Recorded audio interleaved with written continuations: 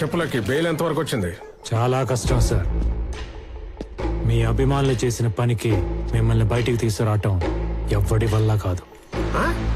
అవును సార్, పాపం సిన్సియర్గా లీగల్గా పనిచేసే మనిషిని తీసుకొచ్చి బ్లడ్ బయటకు వచ్చేలా కొట్టారు సార్. ఆ కొడితే కొడితే ఏంటా, నేను మీ మనిషిని కాబట్టి మీరు ఇచ్చిన డబ్బులు తీసుకుని గమ్మునుంటా. కానీ అభిమానులు ఉండరు కదా. నీ అమ్మానులా? అవును సార్, ఈ రేంజ్కి మీకే అభిమానులు ఉంటే మరి నాకు ఉంటారు కదా.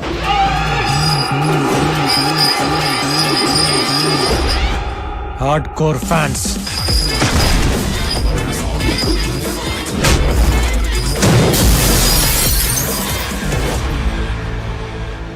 మిమ్మల్ని మీ వాళ్ళు ఎలా ఫాలో అవుతుంటారో మా వాళ్ళు కూడా మా నాన్న అలాగే అబ్జర్వ్ చేస్తూ ఉంటారు, సైలెంట్గా. మరి అంత ప్రేమున్న మా నాన్నే తీసుకొచ్చి కొడితే చూస్తూ ఊరుకుంటారా చెప్పండి?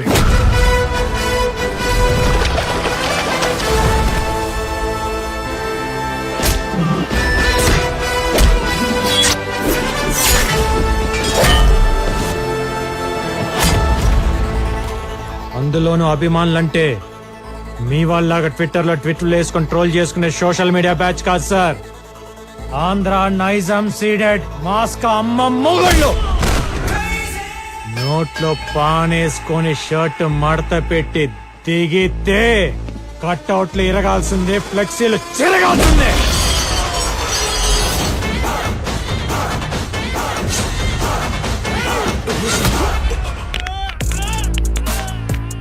అన్నట్టు మీకు చెప్పడం మర్చిపోయా, నా ఫ్యాన్స్ లో ఒక సైకో నా కొడుకున్నాడు.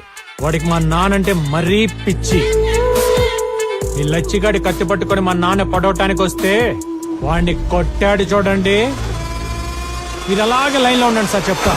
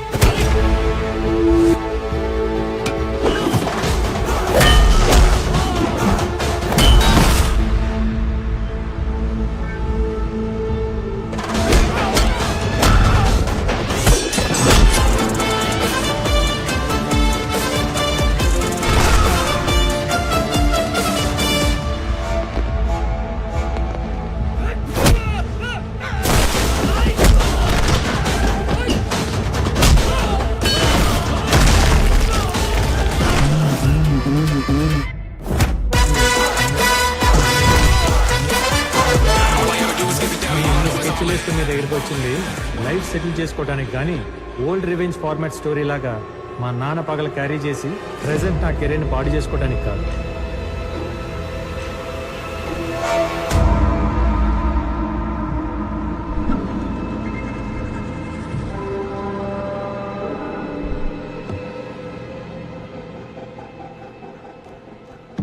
ఏంటి అలా చూస్తున్నావు?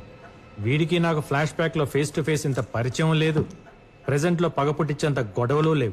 మరి ఇంత రివర్స్ అయ్యాడు ఏంటనా? మీకే కాదు, ఆయనకు కూడా సేమ్ ఫీలింగ్. కన్నా తండ్రిని కూడా చూడకుండా కోర్టులో అందరి ముందు అవమానించి బయటికి తోసేసిన కమర్షియల్ నా కొడుకు ఒంట్లో ఫాదర్ అంటే ఇంత ప్రేమ ఉందా అని, వీటిలో ఇన్ని ఎమోషన్స్ ఉన్నాయా అని. కదా నాన్న? నీకు విషయం చెప్పనా, మీ అందరికంటే నాకే ఎమోషన్స్ ఎక్కువ. కానీ అవన్నీ బయటికి కనిపించకుండా పైకి పైసల్ క్యాండిడేట్ లా కవర్ చేసుకుంటూ తిరుగుతుంది ఈ డే కోసమే. ఎందుకో చెప్పనా? ఒక 9 ఏళ్ల కుర్రాడికి వాడి తండ్రి తోడుగా నిలబడి వాడి ఫ్యూచర్ గైడ్ చేయాల్సిన టైంలో వాడి తండ్రిని 10 ఏళ్ల పాటు డిప్రెషన్లోకి పంపించి ఆ పిల్లాడి లైఫ్తో ఆడుకున్నందుకు.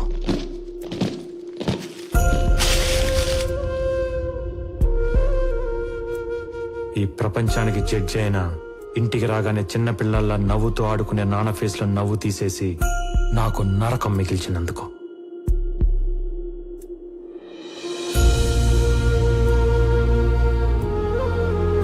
రోజు 10 మందికి న్యాయం చేసే మనిషిని కిరాణా షాప్ పెట్టుకుని సామాన్లు మోసుకునే పొజిషన్ తీసుకొచ్చినందుకు.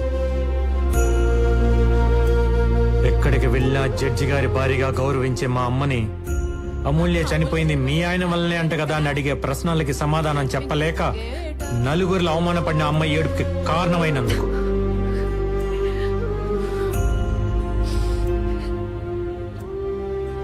మర్చిపోలేని సంఘటనని పదే పదే గుర్తు చేసుకుంటూ దానికి కారణమైన నిన్ను ఏమీ చెయ్యలేక మత్తులో దాన్ని తుడిచేయాలని తాగుడికి బానిసై చెత్త కుప్ప పక్కన పడిపోతే అర్ధరాత్రి వెతుక్కుంటూ వెళ్లి మా నాన్నని చూడకూడన స్థితిలో చూసినప్పుడు నా గుండె ఎంత బద్దలైపోయి ఉంటుందో నీకు తెలుసా?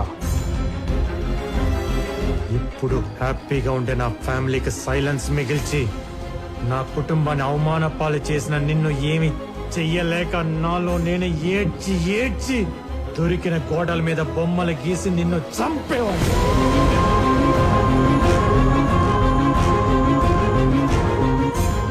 చిన్నతనం గురించి ఎవరికైనా చెప్పాలంటే కన్నీళ్లు, నిద్రలేని రాత్రులు, ఈ చేత్తో గీసిన చెత్త గీతలు తప్ప ఇంకేం మిగలకుండా చేశావు. స్వీట్ మెమరీగా ఉండాల్సిన నా చైల్డ్హుడ్ ని ఒక పెయిన్ఫుల్ ప్యాథటిక్ స్టోరీగా మార్చేశావు. అందుకే జడ్జి గారు అబ్బాయిగా పుట్టినందుకు చేతికి మట్టి అంటకుండా చంపుదాం అనుకున్నా. టైం కోసం వెయిట్ చేశా. शैला बानो వచ్చింది. अपॉर्चुनिटी फाड़. बोलिए बानो जी, क्या चाहिए आपको इस कमर्शियल आदमी से? मैंने अपने हस्बैंड को मार दिया. నీదే తప్పు లేకపోయినా చంపడం అనేది క్రైమే. దానికి ఎంతో కొంత శిక్ష అనేది ఉంటుంది. నీ కూతురుతో నువ్వు లైఫ్ లాంగ్ హ్యాపీగా ఉండేలా ప్లాన్ చేస్తావు. నేను చెప్పినట్టు చెప్పు. అలా శైలా బానుని అమూల్యగా మార్చి దివాకరం ఇంటి ముందు దింపా. అదే రాత్రి బాడీని నీ ఫామ్ హౌస్ కు షిఫ్ట్ చేయించా. తప్పండి మనం ఏమైనా పర్మిషన్ తీసుకుని అఫీషియల్ గా చేస్తున్నావా ఏంటి? నీకున్న అమ్మాయిల పిచ్చికి దివాకరం దగ్గర ఉద్యోగం అడిగేలా చేసి నీ దగ్గరికి పంపించా. సార్ అమూల్య నీ చేతే పెళ్లి ప్రపోజల్ పెట్టించి నేను ఒప్పుకున్నాకే ఆ పెళ్లి జరిగేలా చేశా. కానీ ముందు అమ్మాయి కరెక్టో కాదో నేను చెక్ చేయాలి. కంగ్రాట్స్ సార్, నన్ను సెలెక్ట్ చేసిన మీ సెలెక్షన్ తప్పేలా అవుతుంది. మండపంలో ఇష్టం లేని పెళ్లి జరుగుతున్నట్టు మీడియా ముందు కలరింగ్ ఇప్పించా. ఫస్ట్ డే శోభనానికి రెడీ అయిన నిన్ను మా నాన్న వీడియో ప్లే చేయించి డైవర్ట్ చేశా. ఇంకేం కమ్ము అవుట్ అయిపోయింది అక్కడ.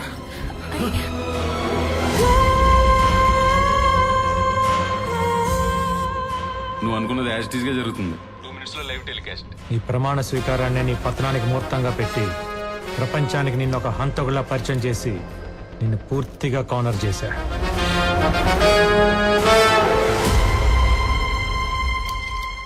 అబ్బా అదిరిపోయింది. డైరెక్ట్ గా క్రైములు చేస్తేనే రివెంజ్లకి అంత సీన్ ఇవ్వను.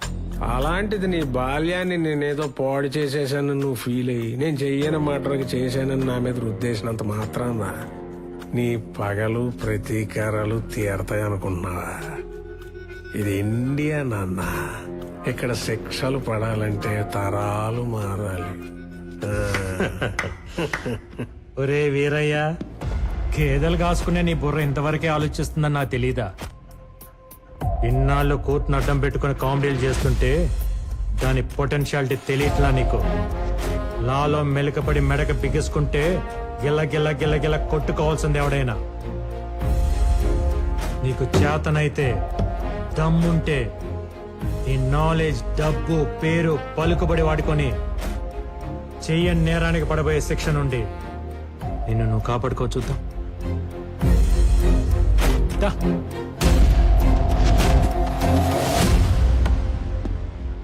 బాగుంది కదా, రెగ్యులర్ రివెంజ్ ఫార్మాట్ లో కొత్త లీగల్ పాయింట్.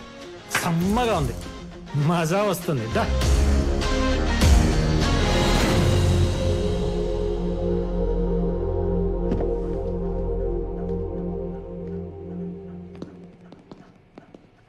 సార్, కొత్త లాయరం వచ్చింది, బెయిల్ కూడా తెచ్చింది. నవ్వండి.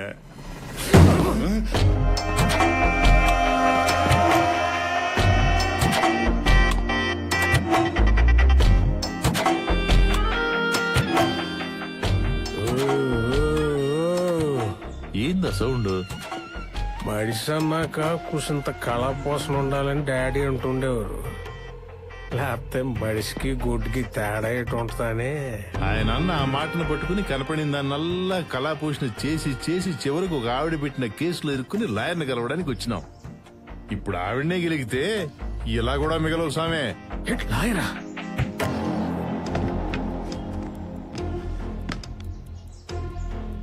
ఏంటి సార్ అంకుల్ డల్ గా ఉన్నారు? తుపుక్కుమని అంకుల్ అనేసింది ఏంటిది? ఏం లేదమ్మే, ఈ కేసు గెలుస్తాడో లేదని చిన్న టెన్షన్. Why uncle? ఆ లాయర్ లకి సబ్మిట్ చేసిన విట్నెస్లు వింటే మీకే అర్థమైపోతుంది ఈ కేసులో ఎంత డెప్త్ ఉందో. అసలు నేను మర్డర్ చేస్తే కదా డెప్త్ లో విట్నెస్ లో ఉండడానికి. కానీ సబ్మిట్ చేశాడు కదా. మీ దగ్గర గిఫ్ట్ గా తీసుకున్న గోల్ఫ్ క్లబ్ తో శైలాబాను హస్బెండ్ ని మీరే కొట్టి చంపినట్టు అతని బ్లడ్ తో మేకప్ చేసి ఇంట్లో సేఫ్ గా దాచాడు. గాల్ఫ్ క్లబ్ ఉంటే గ్లవ్స్ కూడా ఉన్నాయి అంకుల్. మీరు లంచ్ చేశాక చేతులు తుడుచుకుని పారేసి టిష్యూస్ లాగా మర్డర్ అయ్యాక గ్లవ్స్ ని అక్కడే పాడేసినట్టు ప్రూఫ్ గా పెట్టాడు. పెట్టేస్తే నేను వెళ్ళినట్టు ఉండాలి కదా. దానికి మీ జుట్టు ఉంది కదా అంకుల్, మీ పెళ్లిలో కామెడీగా పీకిన హెయిర్ ని సైడ్ పాకెట్ లో భద్రంగా పెట్టుకుని డెడ్ బాడీ దగ్గర మీ DNA లాగా డ్రాప్ చేశాడు. చేస్తే అయిపోతా.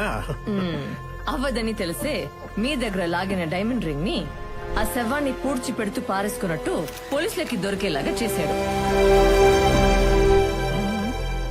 అర్థం కాల. అది అర్థం కావడానికే మీడియాను కూడా లాగాడు. ఇదే ఆ శైలా బాను హౌస్. శైలా బాను వాళ్ళ ఆయన్ని వివేక్ ఎలా చంపాడు మీకు కళ్ళకు కట్టినట్టు నేను చూపిస్తా. Follow me. ఇలా సైలెంట్ గా శైలా బాను ఇంటికి వచ్చి సోఫాలో కూర్చున్న వాళ్ళ ఆయన్ని ఇదే గోల్ఫ్ క్లబ్ తో కొట్టి కొట్టి చంపాడు. ఇలా రక్తపు మడుగులో పడి ఉన్న వాడి శవం. ఎస్, నేనే చంపాను, నేనే చంపాను. చాలా అన్యాయం ఇది. ఇవన్నీ కనపడే విట్నెస్లు అయితే కనపడని ఎవిడెన్స్ ఎవరిదో తెలుసా? ఎవరు? అంజని ఏం చేశారు? కొంపతీసి ఆడంటావే ఏంటి? ఇప్పుడు వేసేసి పిల్లర్లో తోసేసా. ఇది ఎవరి వర్షను? వంశీదా, బాసుదా, లేదు అరవింద్ గారిదా? కాదు, నాది. రే అంజుబాబు, జాగ్రత్తగా బయలుదేరమ్మా. నేను ఫోన్ చేసి చెప్తేనే నా అభిమానులని సజీవ సమాధి చేశారు. నా దగ్గర ఇంకొక వర్షన్ ఉంది, డైరెక్టర్ది. మీరు చేసిన ఫోన్ కరెక్ట్, చెప్పిన మాటలు వాస్తవమే, కానీ అటేపు అంజని కొట్టి చంపలేదు. హలో సార్, వీడు పోయేలా ఉన్నాడు, ఒకసారి మాట్లాడండి. రే అంజుబాబు, జాగ్రత్తగా బయలుదేరమ్మా. నా ఖర్చులతో నా అభిమానులు సపోర్ట్ తీసుకొని నిన్ను సాగనంపుతున్నా. ఆ లక్కకి మీరిచ్చిన విల్లాని, చెక్ ని క్యాష్ చేసి మీ అభిమానులకి పంచి కిడ్నాప్ అయిన క్యాండిడేట్ ని రాజాలాగా తీసుకెళ్లిపోయాడు.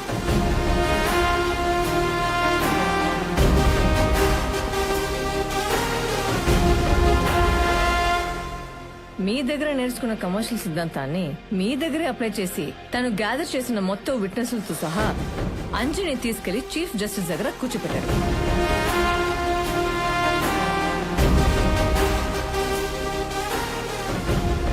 ఒక తండ్రిని గెలిపించడానికి కొడుకుగా ఇదంతా చేసిన ఒక లాయర్ గా లాని కూడా గెలిపించడానికి ఏ లాయర్ కూడా మీ కేసు టేకప్ చేయకుండా ఈ రోజు బార్ కౌన్సిల్లో అతని శైలో రిక్వెస్ట్ చేశాడు.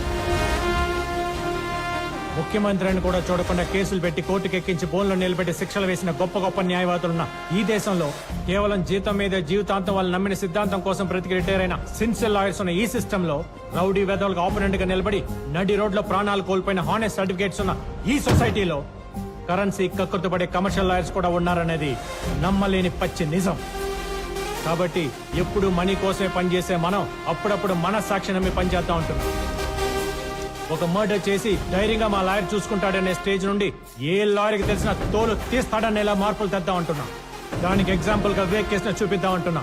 Politicians, business mans Indian judicial system ఒక ఫ్రేమ్ లో బంధించి ఆడిస్తున్న ఈ కమర్షియల్ గేమ్ ని ఇంతటితో ఆపుదాం అంటున్నా.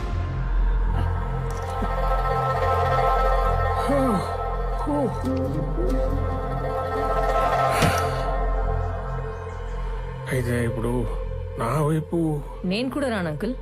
ఎందుకంటే మీరు వస్తూనే వంకరగా చూసిన చూపులకి నా వీపు హట్ అయింది. నేను చూసింది వీపు కాదులే అమ్మా. ఏదో కారణం చెప్పి మొత్తానికి అందరూ కలిసి నన్ను ఊరికింప ఎక్కించేద్దాం చూస్తున్నారు నేను చెయ్యని తప్పుకి. ఆ? కాదు, చేసిన పాపానికి 25 ఏళ్ల క్రితం వాళ్ళ నాన్న వేయాల్సిన 6 నెలల జైలు శిక్ష అవన్నీ కలిపి క్యాల్కులేట్ చేసి ఇంట్రెస్ట్ తో పాటు ఇప్పుడు ఊరిగా మారింది. ఒక ఆడపిల్ల ఉసురు తగిలితే ఎంతటి మొగడైనా మట్టిలో కలిసిపోవాల్సిందే అని కాలం ఎంచుకున్న కథ ఇది.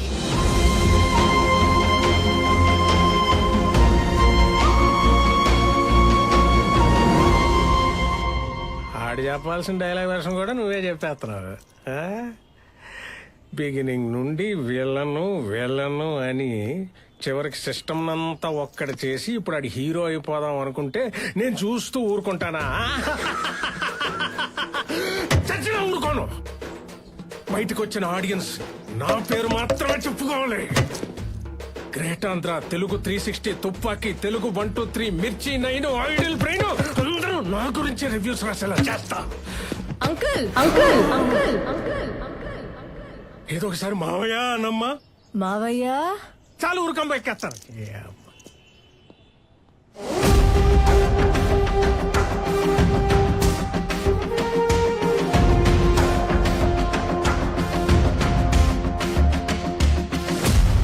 మిస్టర్ వివేక్, ఆవిడ వైపున ఆర్గ్యుమెంట్స్, విట్నెసెస్, ప్రూఫ్స్ చాలా బలంగా ఉన్నాయి. మీ తరఫున ఏమైనా ఆర్గ్యుమెంట్స్ ఉంటే please proceed with your lawyers. లాయర్లే ఉంటే నాకు ఈ ఆయాసం ఎందుకండి? అయినా మీరంతా కలిసి ఓ దేవుణ్ణి మంచోడని చెప్పాలా ఏంటి? మీరంతా జస్ట్ నేను సృష్టించిన సమస్త జీవకోటిలో చిన్న పురుగులు. ఇంతకాలం నేను దేవదూతనే అనుకున్నా, కానీ ఇప్పుడే తెలిసింది నేను డైరెక్ట్ గా దేవుణ్ణని, కారణ జన్ముణ్ణని. చూశారుగా నా వెనకాల ఎల్లో లైటు, ఆ ఆరా.